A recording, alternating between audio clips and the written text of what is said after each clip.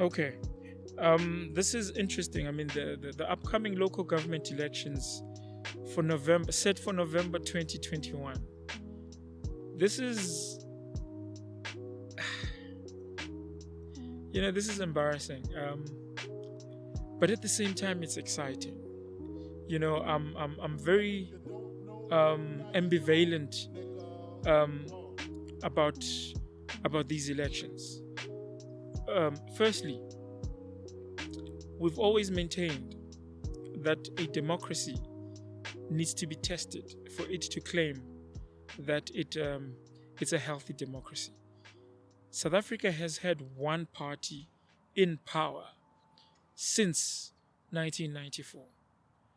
The local government elections are the only opportunity where the non, you know, the non-hegemonic parties, the so-called smaller parties, have actually an opportunity to also govern, share part of the cake of governance.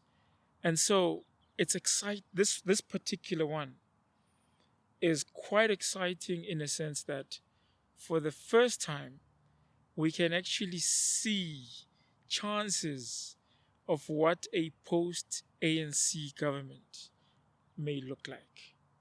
Chances of youngsters who grew up only knowing ANC as the government in the country, ANC as the only leaders who are national ministers, national office bearers.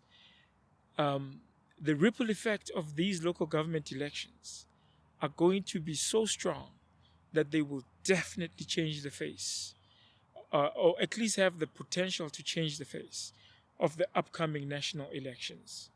Now, if we talk about the nitty gritties, the politicking, the bickering, how ANC, as the hegemonic political party in South Africa, failed to adhere to deadlines to submit their candidates in time, according to the schedule set out by the Independent Electoral Committee. How they could able to do that, and when the opposition was still celebrating that for the first time, they would have defeated the ANC without defeating them on the ballot by default with their own internal squabblings. We know, of course, the office of the Secretary General is really in havoc. He's fighting for his political survival in the ANC, Ace Magashula. And so the Deputy Secretary General has been forced to actually step in as an acting Secretary General. And this has happened on her watch. And so the manifestations of the internal, bickering within the ANC, particularly in that office of the Secretary General, which is supposed to hold, the machinery of the party together, I think that has really just blown into the havoc that we see the ANC experiencing internally. Made worse, of course, by ANC staffers. I mean, the ANC is failing to pay their own staff members who are not only publicly, striking against the ANC. So this is adding to the salt on the wound of already, they are struggling to keep up. They're struggling to keep their act together. But again, why I say this is exciting is because the opposition has shown that they're not ready to defeat the ANC. The opposition has not, taken the full advantage of the weaknesses of the ANC. We know that the ANC has tried to appeal for the IEC to allow them to still submit candidates, and it's funny because they made the appeal, immediately they withdrew their appeal. The opposition still cannot stick the ANC to the fact that there's no ways they were supposed to be disqualified, with no debate. But now, obviously, ANC's got money, ANC's been power, ANC is the hegemonic state in South Africa. It's not like you're talking about some small party. They have the financial muscle to take the matters to court and drag it for long. They can pay those lawyers. The political parties, on the other hand, the minority ones, in as much as they can try to do that, but it really hits them deep in their pocket because they don't have the kind of capital ANC is wielding, ANC is holding.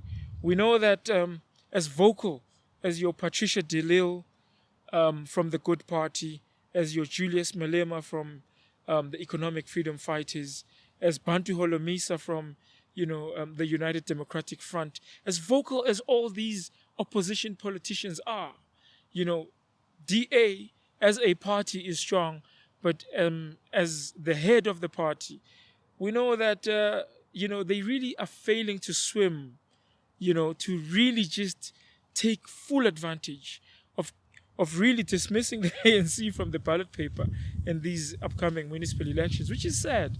I think, of course, there's no such thing as fairness in politics. But if you're going to play politics, if you're going to be a politician, if this is what you sign up to do, you got to have, you better be in a position where you can go in full force. Sadly, the opposition is failing to meet the ANC, as weak as the ANC has become, post Cyril Ramaphosa coming into power. They've really been weakened. I mean, we know what today we call the July moment, when we looted. I put myself in there. I'm a citizen of this country.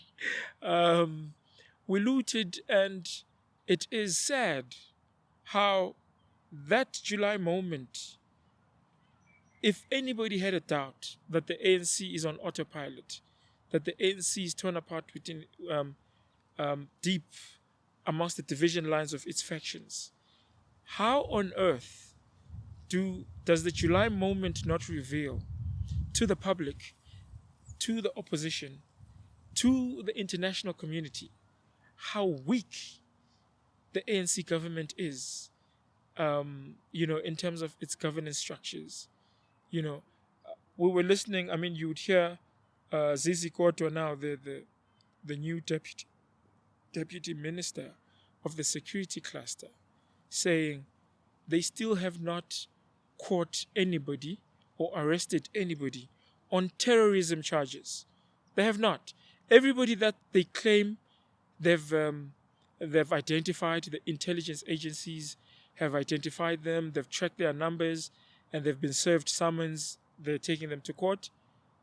It's on nothing else but charges such as disruption, instigating violence, not terrorism.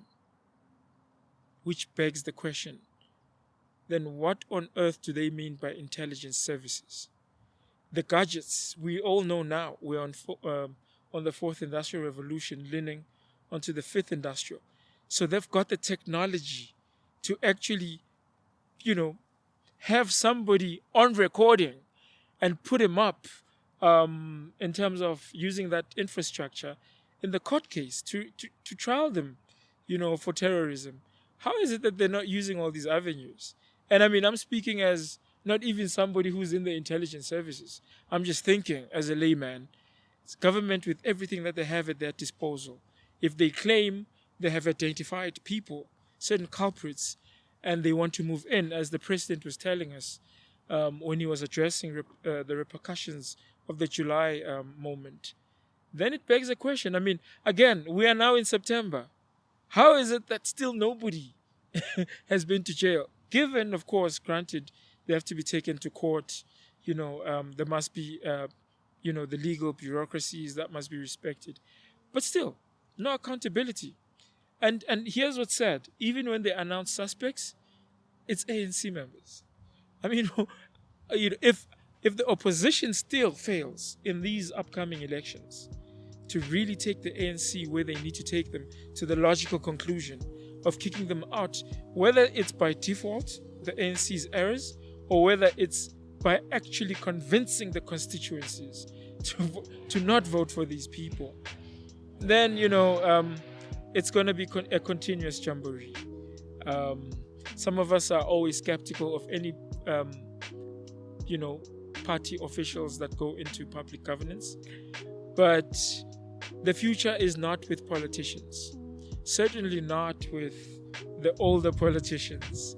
And we hope that the young breed that is looking up to these elders are going to be a different catch of fish, are not going to be inspired to be the next guys that are also going to get tenders, be rich overnight, but are actually going to do the meaningful work that is necessary, that is needed.